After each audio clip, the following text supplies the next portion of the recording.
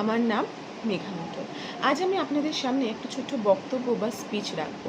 আমার বক্তব্য বা স্পিচের বিষয়বস্তু হচ্ছে এনইপি 2020 পলিসি, যেখানে আমি আপনাদেরকে জানাবো যে এই এনইপি 2020 পলিসিটা আসলে কি, এটা কবে প্রথম তৈরি করা হয়েছিল, এইটা তৈরি করার পেছনে কাদের উদ্যোগ ছিল, এটা আগের শিক্ষা ব্যবস্থা থেকে কতটা বেশি উন্নত, কী কী সুযোগ সুবিধা রয়েছে, কোন কোন ক্ষেত্রে প্রভাব বিস্তার করেছে, এবং অবশ্যই একটা শিক্ষানীতি তৈরি করতে গেলে তার কী কী চ্যালেঞ্জেস ফেস করতে হয় সেই সব সম্পর্কে আপনাদেরকে জানাবো।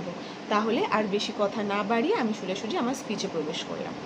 প্রথমে আপনাদেরকে জানাই এনইপি 2020 পলিসিটা আসলে কি। এটা হলো ভারতের শিক্ষা ব্যবস্থার ক্ষেত্রে তৈরি হওয়া একটা বড় নীতি। এটাকে আমরা একটা ব্যবস্থাপনা বা শিক্ষাক্ষেত্রে একটা নতুন পরিবর্তনও বলতে পারি। এনইপি 2020 এর পুরো নাম হচ্ছে ন্যাশনাল এডুকেশন পলিসি। এটি প্রথম চালু করা হয়েছিল 2020 সালের 29শে জুলাই। এই নীতিটি চালু করার পেছনে যারা উদ্যোগ নিয়েছিলেন তারা হচ্ছেন শিক্ষা মন্ত্রণালয়, কেন্দ্রীয় সরকার, প্রধানমন্ত্রী নরেন্দ্র মোদী, শিক্ষামন্ত্রী ডক্টর রমেশ পোখরিয়াল নিশাঙ্ক, এবং এই নীতিটা তৈরি করার জন্য ডক্টর কে কস্তুরীরঙ্গন মহাশয়ের আন্ডারে কিন্তু একটা কমিটিও তৈরি করা হয়েছিল। বেসিক্যালি আমরা যদি একটু ভেবে দেখি, আমাদের আশেপাশে সমস্ত কিছুই পরিবর্তন হচ্ছে। মানুষের চিন্তা ভাবনা, চাকরির ধরন, সমাজ, সমস্ত কিছুই পরিবর্তন হচ্ছে। সেখানে শিক্ষা ব্যবস্থাটা যদি আগের মতোই থেমে থাকে তাহলে কি করে হয়?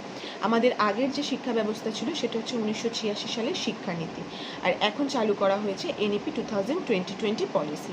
এই এনইপি 2020 পলিসি কিন্তু বিগত 34 বছরের মধ্যে শিক্ষাক্ষেত্রে একটা বিরাট পরিবর্তন। আগে আমাদের যে শিক্ষা কাঠামোটা ছিল সেটা ছিল 10+2, কিন্তু বর্তমানে মানে এনইপির আন্ডারে যে শিক্ষা কাঠামোটা সুপারিশ করা হয়েছে সেটা হচ্ছে 5+3+3+4। এই সম্পর্কে আপনাদেরকে অল্প বিস্তর আমি একটুখানি জানাই। এখানে প্রথম যে স্তরটা রয়েছে, বেসিক্যালি এখানে 4টে স্তর রয়েছে। প্রথম যে স্তরটা রয়েছে সেটাকে আমরা ফাউন্ডেশনাল স্তর বলে থাকি, যার সময়সীমা কিন্তু 5 বছর। সেকেন্ড যে স্তরটা রয়েছে সেটাকে আমরা প্রিপারেটর স্তর বা প্রিপারেটর স্টেজ বলে থাকি, যার সময়সীমা কিন্তু 3 বছর। 3 নম্বর যে স্তরটা রয়েছে সেটাকে আমরা মিডল স্টেজ বলে থাকি, সেই স্তরটার সময়সীমাও 3 বছর। এবং লাস্ট বা ফাইনাল স্তর সেটা হচ্ছে সেকেন্ডারি স্টেজ, তার সময়সীমা কিন্তু 4 বছর। এনইপির তৈরি করার মূল বক্তব্য ছিল শিক্ষা ব্যবস্থাকে আরও বেশি নমনীয় করা, বহু বিষয়ভিত্তিক করা, বাস্তবমুখী করা এবং গবেষণামুখী করা। এনইপি কিন্তু মাতৃভাষাকে যথেষ্ট গুরুত্ব দিয়েছে। এনইপি অনুযায়ী বলা হয়েছে যে শিশুরা যে ভাষায় কথা বলে সেই ভাষায় শিখলে তাদের অনেক বেশি সুবিধা হয় এবং তারা সেই বিষয়টাকে আরও ভালো করে রপ্ত করতে পারে। সেই কারণেই কিন্তু এনইপিতে সুপারিশ করা হয়েছে যে ক্লাস 5 পর্যন্ত অথবা ক্লাস 8 পর্যন্ত শিক্ষার্থীদেরকে মাতৃভাষায় বা আঞ্চলিক ভাষায় শিক্ষা দেওয়া হবে। এনইপি কিন্তু এখানে সীমাবদ্ধ নয়, এনইপি কিন্তু নিয়ে এসেছে বহু বিষয়ভিত্তিক উদ্যোগ, যেখানে মানে বেসিক্যালি আগে কি হতো, আগে শিক্ষার্থীদেরকে আর্টস, সায়েন্স, কমার্স এই তিনটের মধ্যে যে কোনো একটা বিষয় বেছে নিতে হতো এবং সেই বিষয়টা নিয়েই এগিয়ে যেতে হতো। কিন্তু বর্তমানে কিন্তু এনইপির সহায়তায় কেউ গণিতের পাশাপাশি সঙ্গীত বেছে নিতে পারে, আবার বিজ্ঞানের পাশাপাশি কলাচিত্রও বেছে নিতে পারে।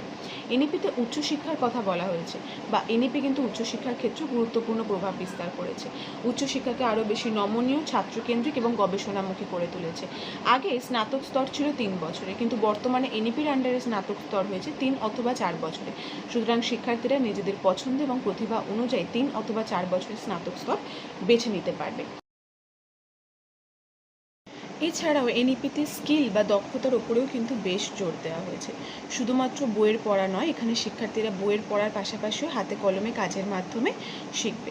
সুতরাং আপনারা দেখলেন যে এনইপিটা কীভাবে আগের শিক্ষা ব্যবস্থার থেকে এই শিক্ষা ব্যবস্থাকে আরও বেশি প্রভাবিত করেছে বা এখানে নিজের প্রভাবটা বিস্তার করেছে। এতক্ষণ আমি আপনাদেরকে এনইপি সম্পর্কে অল্প বিস্তর জানালাম। এবার আপনাদেরকে জানাবো যে এই এনইপি 2020 পলিসি বা শিক্ষানীতিটা চালু করার আগে কী কী চ্যালেঞ্জেস ফেস করতে হয়েছে। প্রথমত একটা অর্থের অভাব দেখা দিয়েছে।